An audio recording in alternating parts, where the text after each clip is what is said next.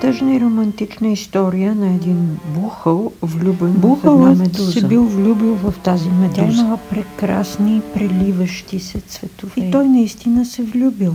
Това е любов. Той се обяснява в любов, пел песни, разказва истории, но тя се е мълчала. Ще й подаря подарък, мисля си бухълът, гледайки орлите, които ловяли змии.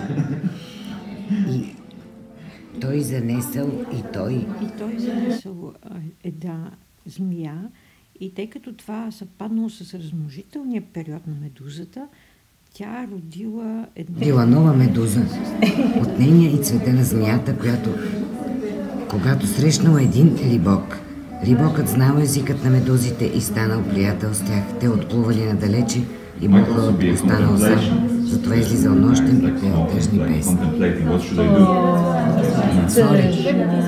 Тъжна любовна история. Еми, защото те са морски, той какво би искал от тях? Че се удави.